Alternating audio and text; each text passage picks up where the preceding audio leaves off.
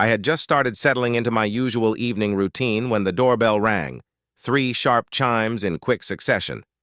When I opened the door, I found myself face to face with Madison, Karen's 16-year-old daughter, clutching her phone like it was a life raft. Her expression carried the kind of smug entitlement that only comes from years of watching her mother terrorize every HOA meeting in sight. "I need your Wi-Fi password," she announced, skipping any form of greeting. Her phone screen glowed, showing a half-uploaded TikTok video frozen at 12%. "My mom grounded me from mobile data," she said with a huff. "I have followers waiting for my content. You have to give me your internet."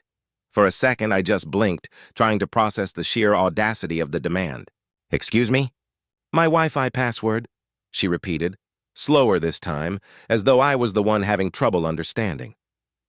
"I can see your network from my room. It's got full bars. I'll only use it a little to upload my videos."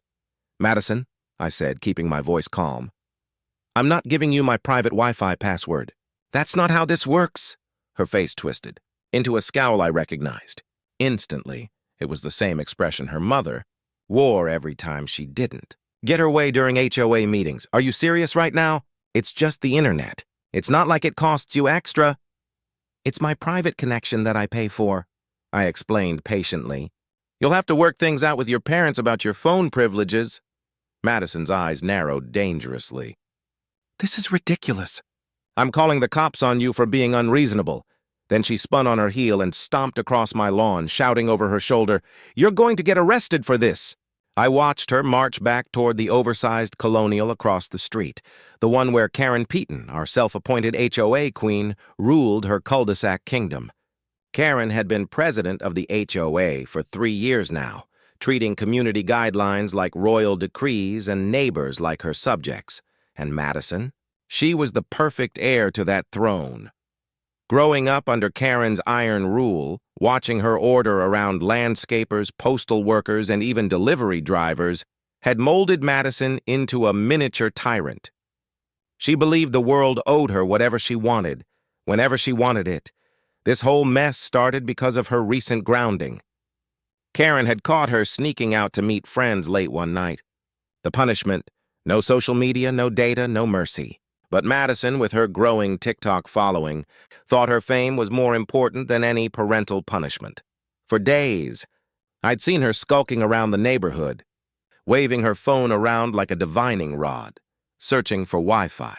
She'd been spotted sitting in her car outside the community center after hours, trying to connect to their network.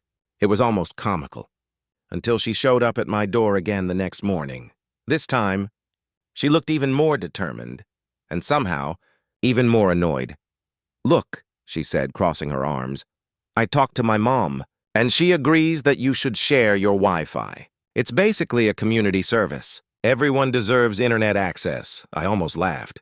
"Madison, your mom doesn't get to decide how I use my private connection." "You're being selfish," she snapped, her tone rising to that particular teenage pitch that could probably shatter glass. "I have important content to post, and you're just hoarding bandwidth like some kind of internet miser." "I'm using the internet I pay for," I said evenly. "That's how utilities work." Her cheeks reddened. "This is discrimination. You can't just deny a resident their rights." I raised an eyebrow. "What rights exactly?" "The right to internet access," she declared, hands on her hips. "It's a basic human need." Before I could even respond to that creative take on constitutional law, she was already texting someone on her phone. Not long after, I heard the familiar sound of mail sliding into my box.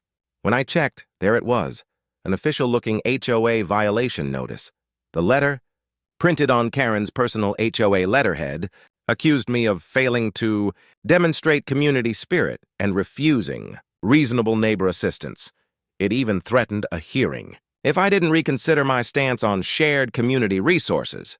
I had to give Karen credit. She worked fast. In less than 20 minutes, she'd somehow reclassified my private Wi-Fi as a community resource. By afternoon, another letter arrived.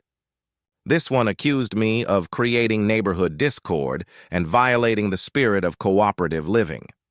I could practically hear Karen's smug tone in every line. Then, by evening, a third letter landed in my mailbox, this time warning of potential legal action if I continued to withhold services from fellow residents. Karen's imagination was clearly in overdrive. I dealt with her overreaches before, but this was something else entirely. She genuinely believed her daughter's lack of Wi-Fi qualified as a community crisis. The breaking point came the next morning. Madison was back at my door, phone in hand and eyes blazing with drama. "Last chance," she announced, already dialing. "Give me the password or I'm calling 911. I stared at her in disbelief. "You're going to call emergency services. Over Wi-Fi?" "You're withholding public utilities," she said, reciting the phrase like she'd memorized it from one of her mother's lectures. "That's probably illegal." "Madison," I sighed. "Wi-Fi isn't a public utility." "Yes, it is," she fired back. "The internet is like electricity or water now. Everyone needs it, so you have to share it."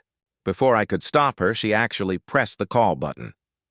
I stood there, torn between horror and fascination as she held the phone to her ear. Then I heard it, the dispatcher's calm voice.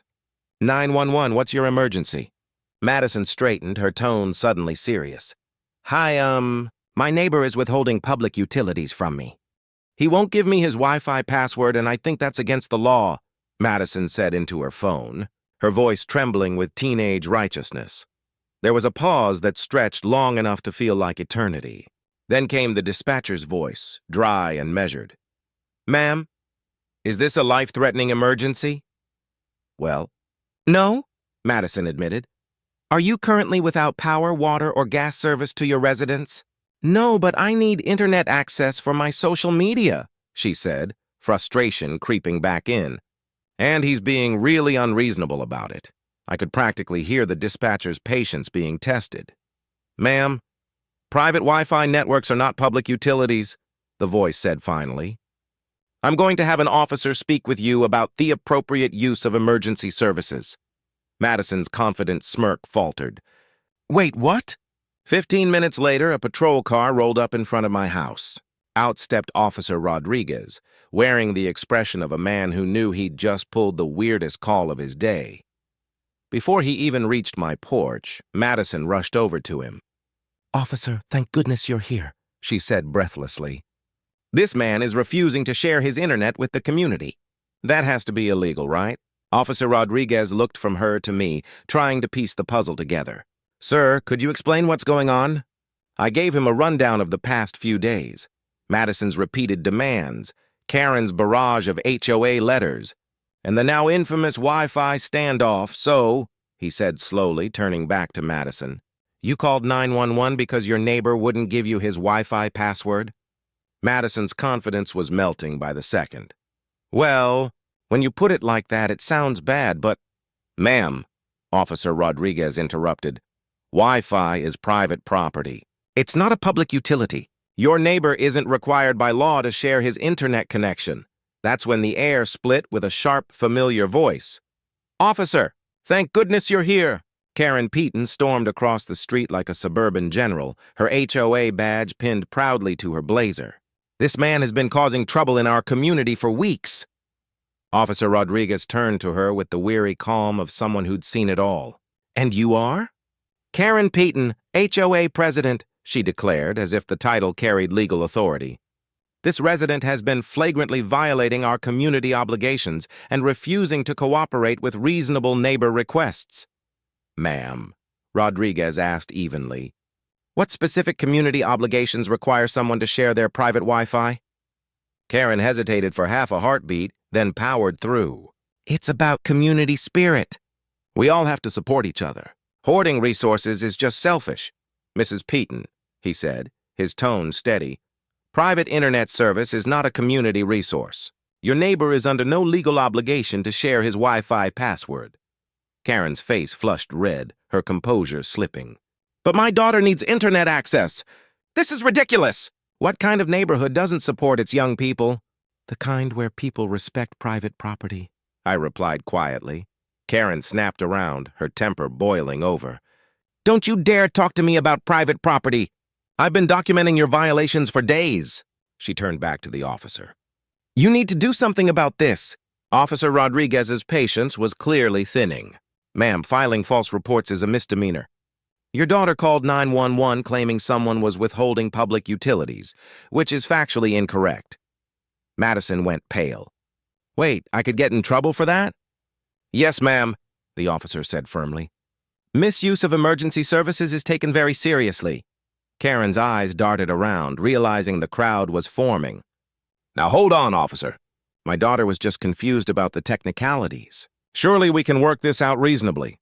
Mrs. Peaton," he said, taking out his notepad, "I'm going to document this incident. If there are any further false reports or harassment about this Wi-Fi issue, charges will be filed."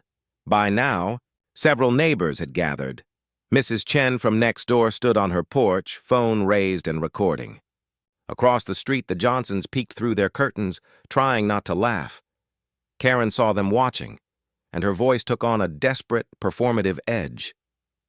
"This is all being blown out of proportion. We're just trying to resolve a simple community issue." "Ma'am," Officer Rodriguez replied flatly, "there is no community issue here.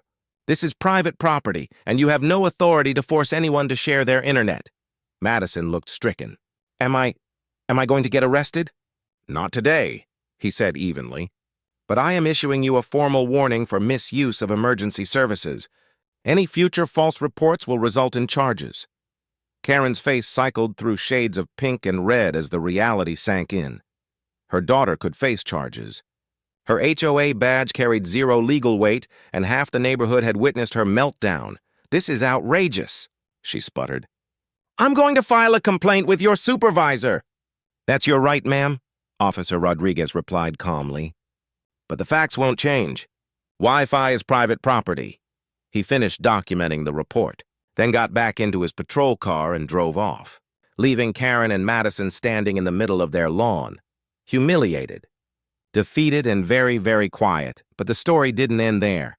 By that evening, Mrs. Chen's video of the confrontation was making the rounds in the neighborhood group chat. Within hours, everyone knew about Karen's attempt to force Wi-Fi sharing and her daughter's false 911 call. The next morning, my phone rang. It was Tom Harrison, the HOA vice president. "We need to talk about Karen," he said grimly. "The board's calling an emergency meeting." 3 days later, the HOA gathered for a special session. Karen arrived looking defiant, chin high, but the board members were already done with her. Tom opened the meeting with a motion to remove Karen from her position as president, citing abuse of authority and bringing public embarrassment to the community. "This is a witch hunt," Karen snapped. "I was just enforcing community standards." "Karen," said board member Sarah Williams, "you tried to force a resident to share his private internet. That's not enforcement. That's harassment." The vote was unanimous, effective immediately. Karen Peaton was removed as HOA president. Meanwhile, the community center banned Madison from using its facilities for 30 days for misusing emergency services. The once cocky teenager who'd claimed the internet is a basic human right now faced real consequences for her stunt. That night, I couldn't help but laugh as I updated my Wi-Fi network name to "No Free TikToks Here." Across the street, Karen's lights went out early. The former HOA queen, too embarrassed to face her neighbors, had lost everything that mattered to her: her position, her influence, and her carefully crafted reputation, all because she couldn't accept one simple truth. Some things just aren't hers to control.